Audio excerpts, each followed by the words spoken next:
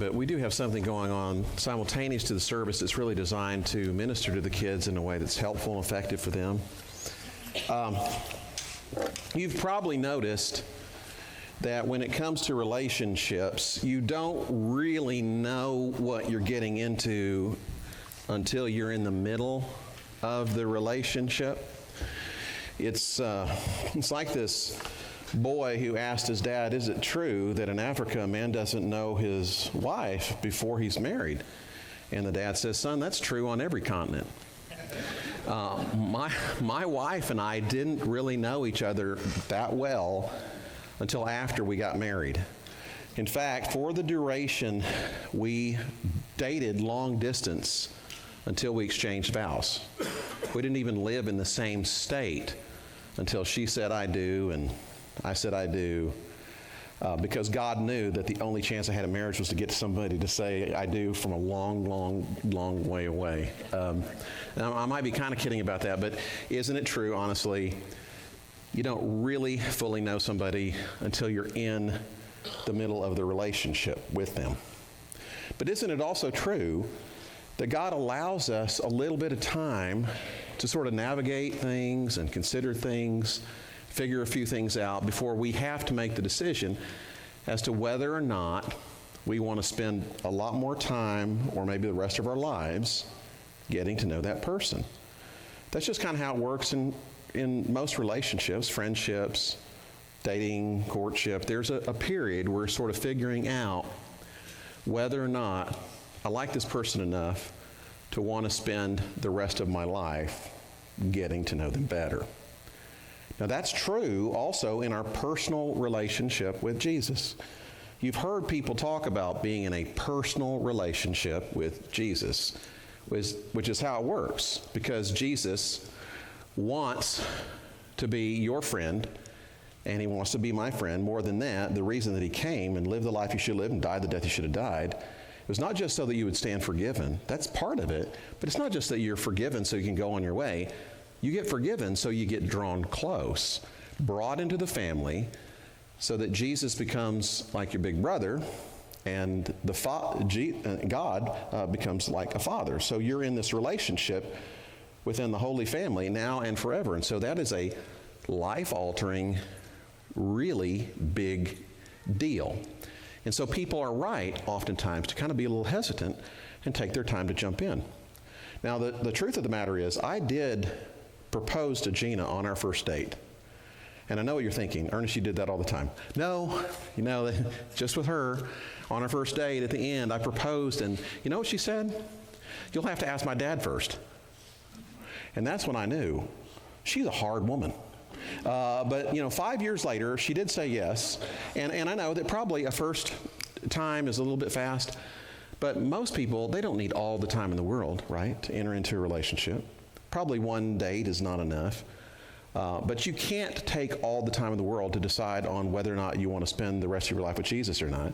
But maybe a few months is more appropriate. And so here's what we're going to do. Here in 2005, over the course of this next year, over the course of the next few months, I'm going to spend some time talking through what I think are some of the most significant things that people need to consider if they're thinking about entering into or even staying in a personal relationship with Jesus. And I don't think we need forever, but a few months is appropriate. We'll say 40 days. Jesus took 40 days in the wilderness fasting before he went on to the next phase of his ministry. I think 40 weekends or 40 weeks is enough time to be exposed to enough material to determine whether or not you want to enter into a personal relationship with Jesus. Now, to whom does this apply? Well, obviously, if you're kind of considering or reconsidering, this is helpful to you, I think. But for some of us, we kind of come to faith, and then we have seasons where we get a little dry or we have questions and that kind of thing. This series is for you too. And this is also for you if you're thinking through, well, how is it that I could help somebody else make up their mind as to whether or not just to date Jesus, but to commit to getting to know him better for the rest of their life. So that's what we're going to be doing over the course of this next year, 40 weeks, 40 messages. And I hope you'll stay tuned in. But just to be clear, if you didn't already know this, Jesus wants a relationship with you even if you don't want a relationship with him. Okay? That is to say, Jesus is in on us before we are ever in on him. Here's how it's put in 1 John chapter 4, verse 19. We love him because he first loved us. Jesus pursues us long before we ever turn to him. So in a sense, the ball is in the other person's court. Okay? Jesus is already all in. With that in mind, I want to turn your attention first off to this passage that's in the Gospel according to John, the first chapter. We're going to be looking at verses 43 through 51. And it's this text that it gives us this episode out of the life of Jesus concerning this man named Nathaniel. Nathaniel is somebody who becomes a follower of Jesus. And he also helps us to get to know Jesus better because you get to see Jesus more clearly through the eyes of those who met him and knew him very well. So with that, I'm going to invite you just to go ahead and stand out of respect for God who's speaking to us through his word. The text this morning is John chapter 1, and we're going to start with verses 43 through 46. The next day, Jesus decided to leave for Galilee. Finding Philip, he said to him, "Follow me." Philip, like Andrew and Peter, was from the town of Bethsaida. That's a little city on the Sea of Galilee, this Lake of Galilee. Philip found Nathanael and told him, "We have found the one Moses wrote about in the law and about whom the prophets also wrote, Jesus of Nazareth, the son of Joseph." Nazareth? Can anything good come from there? Nathanael asked. "Come and see," said Philip. May God bless the reading of his word. You may be seated. Now, this is kind of an interesting objection that Nathaniel has, and there's kind of two parts of it. Part of the objection rests in a little good old-fashioned prejudice. Part of the objection that Nathaniel has is somebody living down on the lake, looking down their nose at this little town up in the hills.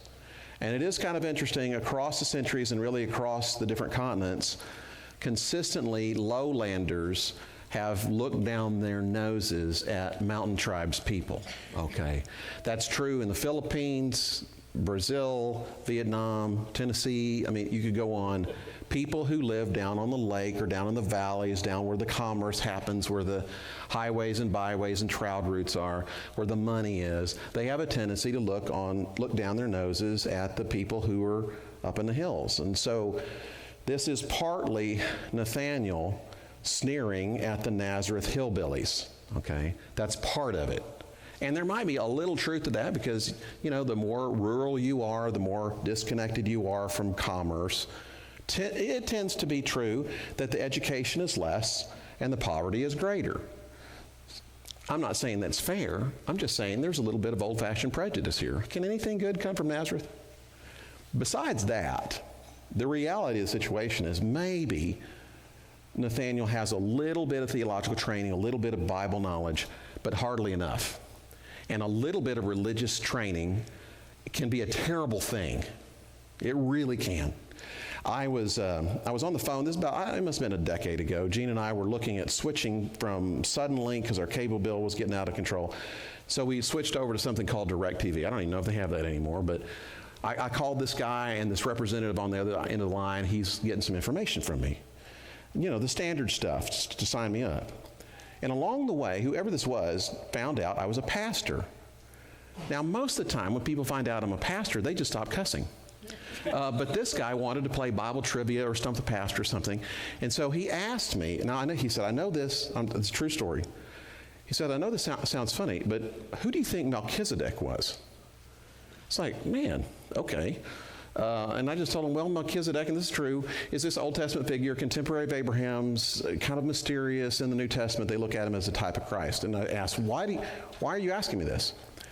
And he says, true story, I'm not kidding. He says, well, I've got a friend, and he's starting a church, and he thinks Melchizedek is an alien from space. It's like, dear Lord, do I ever get normal people on the phone, And so I tell them, you can stay friends, but you need to find another church, okay? Here's my point.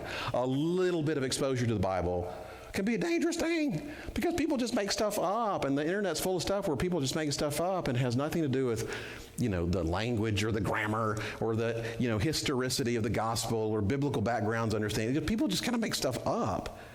Now here's the thing. He's got a little bit of maybe spiritual knowledge, like most Jews, like most people back then. He's not literate. Like most Jews, he understands a little bit. The Messiah's coming. He's supposed to be the son of David. That is a descendant of David, somebody from David's downline, the great king, and probably from the city of David, which is Bethlehem. But Nazareth is in the north, and Bethlehem's in the south. And where's the son of Joseph thing come in? And Nathaniel can't quite put all this together, and so it's like, Nazareth? Can anything good come from Nazareth? Now, if Philip wanted to get through the little filtration system in Nathaniel's head a little bit more effectively, he probably should have just said something like, hey, we found the guy that was prophesied about, the son of David from Bethlehem. But he says, no, this is son of Joseph from Nazareth. So it throws Nathaniel off a little bit. So partly, this is some good old-fashioned prejudice, Nazareth hillbillies. Partly, this is a little bit of misunderstanding, misinterpretation, overreaching on certain things, which there's nothing in the Davidic hope that would say, well, Jesus couldn't have lived in Nazareth for a while. There's nothing in the Davidic hope that would have said, well, the son of David can't come from a man named Joseph. Okay, you put it all together, this shouldn't have thrown him that much, but it does throw him a little bit. Fortunately, Philip does the right thing. He just says, okay, just come and see for yourself. Now, the good thing in all of this is that Nathaniel, at least he's honest. Nazareth! Can anything good come from there? At least he tells you what's on his mind. At least he's honest. And I do appreciate it. It's kind of negative, but it's honest. And the reason honesty is so good here is doubt, honestly expressed, is a much better starting point for the authentic growth of faith than belief deceitfully held. Okay? That is to say, you're a whole lot better off if you say, hey, I've got some questions. I might even have some doubts. I'm not so sure about this. At least Nathaniel does that. But when people pretend to believe or they put on the facade, they're never going to get anywhere because you can't get anywhere pretending. Now, having said that, Nathaniel is pretty negative. In fact, I would go so far as to say Nathaniel is scoffing. And just so we're plain on this, scoffing is not an argument. Now, it's just scoffing. It's not an argument. Now, if I were in Philip's shoes at this point, here's what I'm going to want to do. Because I was a philosophy major, okay? I'd like the debate. I'd want to say, oh, come on, Nathaniel. Can anything good come from Nazareth? Of course something good can come from Nazareth. Then I'd say there is something that comes from Nazareth already. It's honey. Nazareth to this day has some of the best honey in all the world. I could say, gotcha. And that's probably not going to win Nathaniel because he's scoffing. So here's what Philip does. He does the right thing. When you stop talking, when somebody stops listening, he's scoffing, and so he just says, okay, just come and see for yourself. Okay, that's great. That's a good move. Now, I don't want to be too negative here on Philip, and I don't want you to take it that I'm really a nitpicky kind of person, but I want to be honest with you here. Philip is not a great witness. He's not a great witness. In fact, I would say, I don't know, if we were grading him, he's probably a D, okay? And here's what I mean. Philip says what he thinks he knows, but what Philip thinks he knows is kind of mostly wrong, honestly. He kind of misses it. I mean, for starters, there's this whole miraculous birth narrative that Philip doesn't know anything about. Okay, not yet.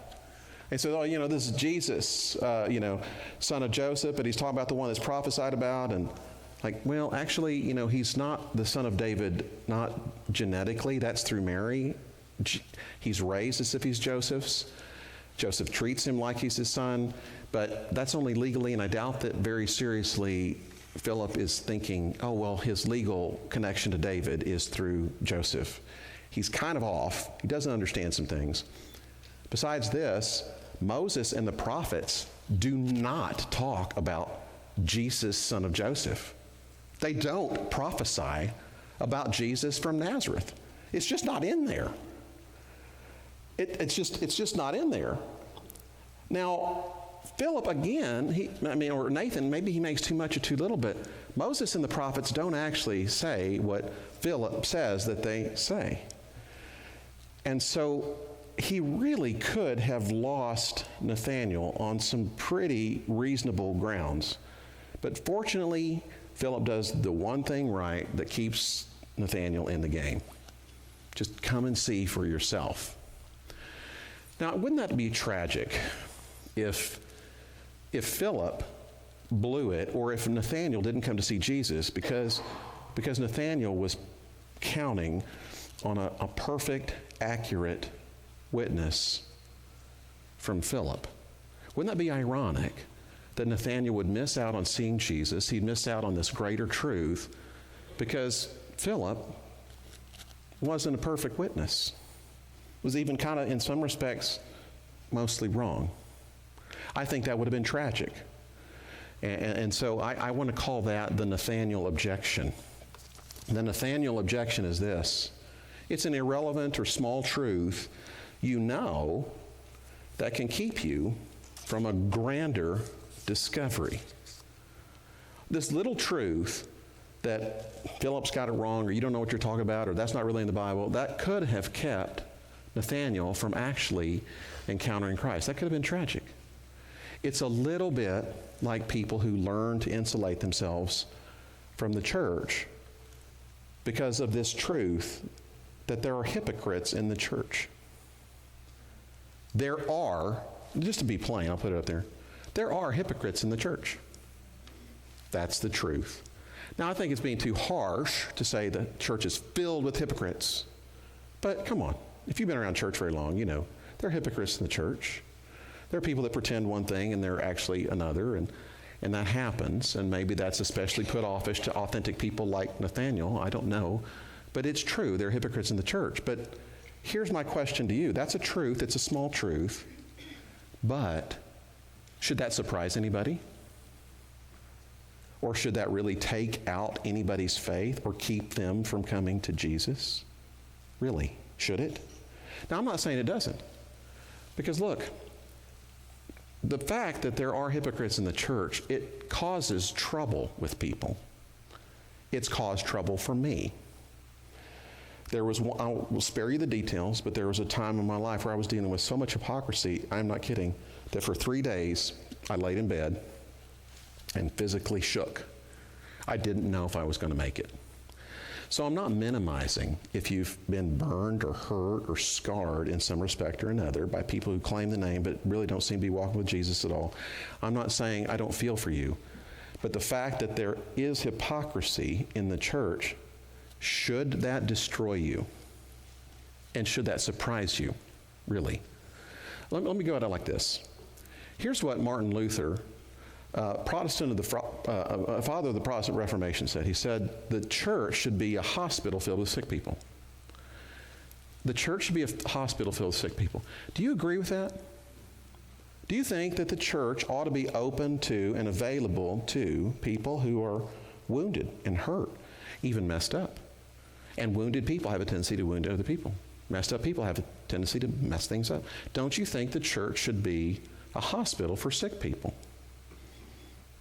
I do. Or do you think that churches ought to close their doors to them because they're not as good as us? Really? Come on. That's not even in keeping with the gospel, because in the gospel, there is no like us and them. There's just us and him. So the church should be a hospital to sick people.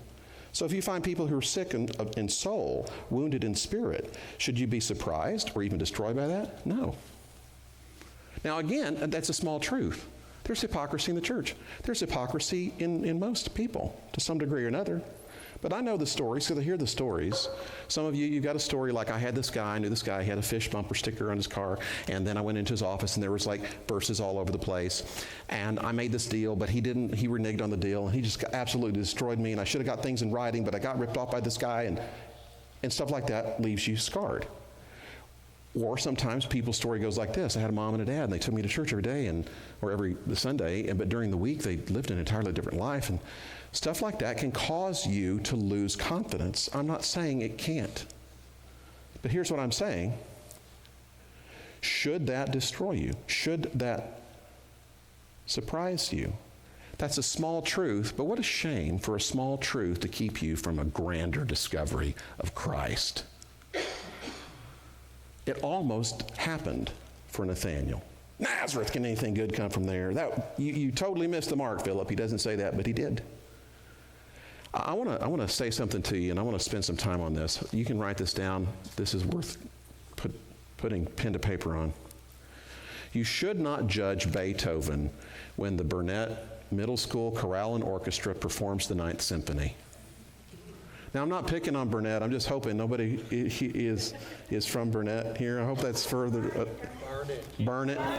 Darn it. I said it wrong. Burn it.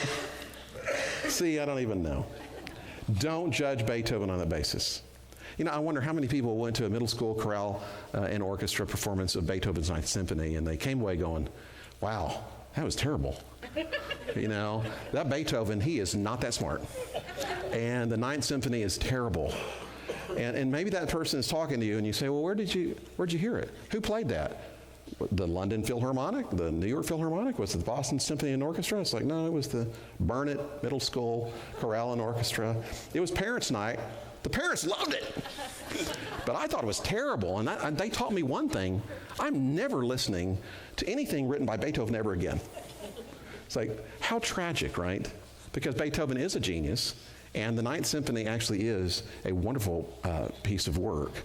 And how tragic to never listen because, well, you know, the middle school chorale and orchestra, they overstretched. They probably shouldn't have tried it, but they did. They fell a little flat, and it's like, so people are burned on Beethoven forever. How tragic is that? And how tragic to me, or even more tragic, that somebody would miss out on Jesus because somebody said something they thought they knew, but it really wasn't quite right. Or they lived in a way that didn't fully reflect Jesus because they were like a middle schooler in their faith. They've only been walking with Jesus for a year or two, and they got excited about Jesus, and they wanted to sing the music for you, but it didn't quite work out. How tragic to miss out on Jesus because of that. And I have to get back to this, really. Who does play Beethoven perfectly?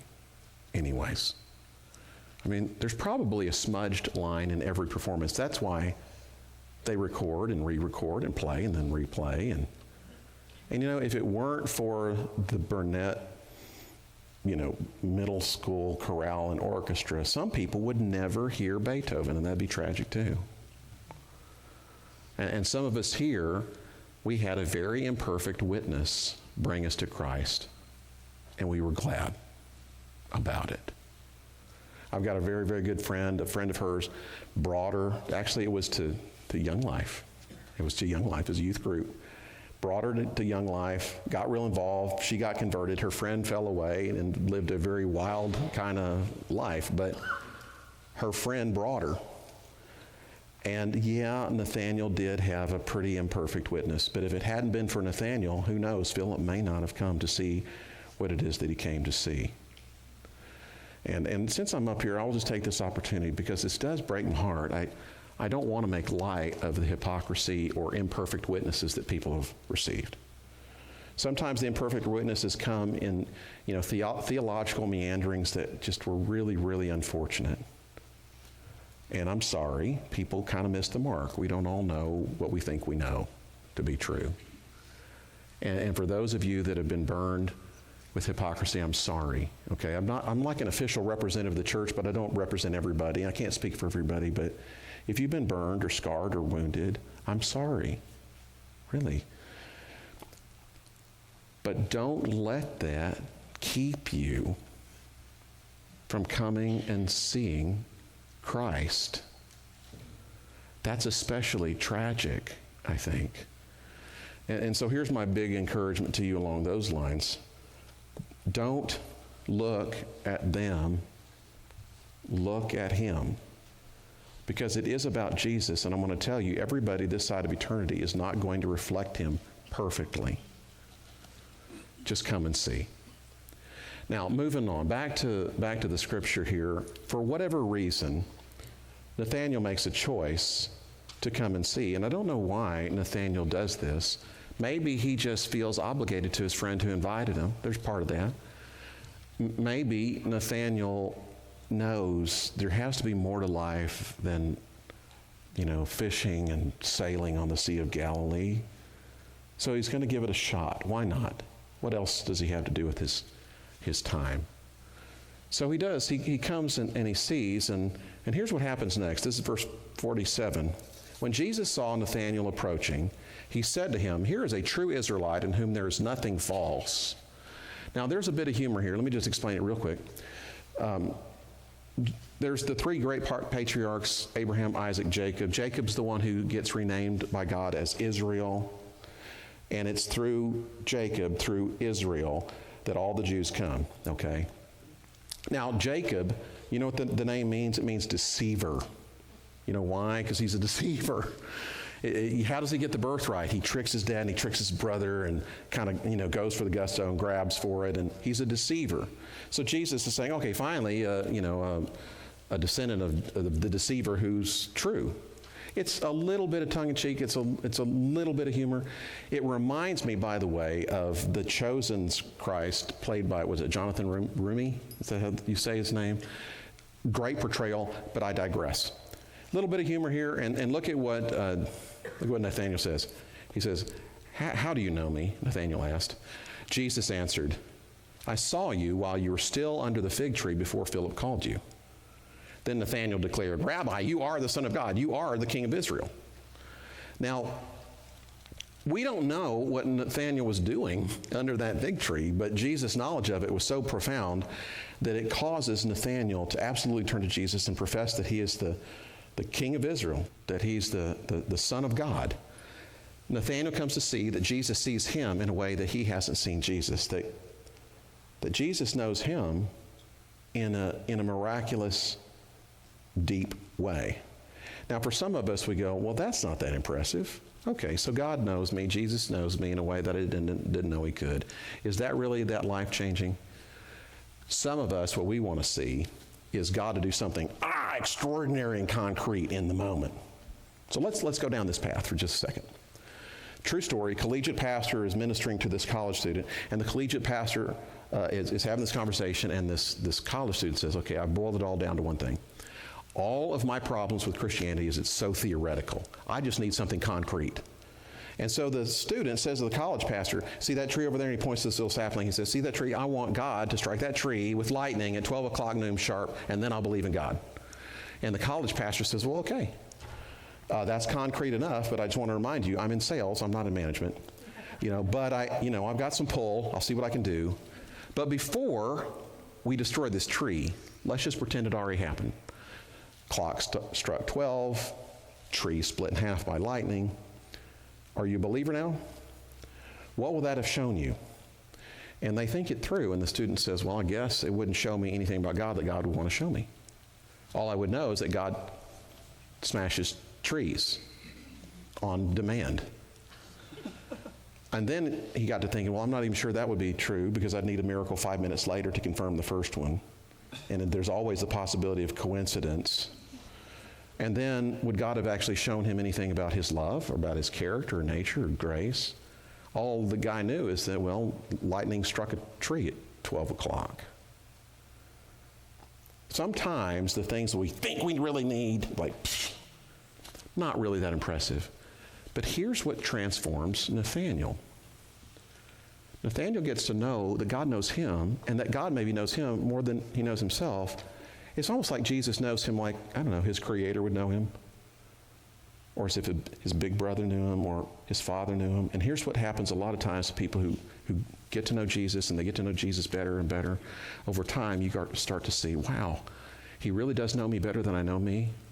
And the more I become like Jesus, it's almost like the more I discover myself.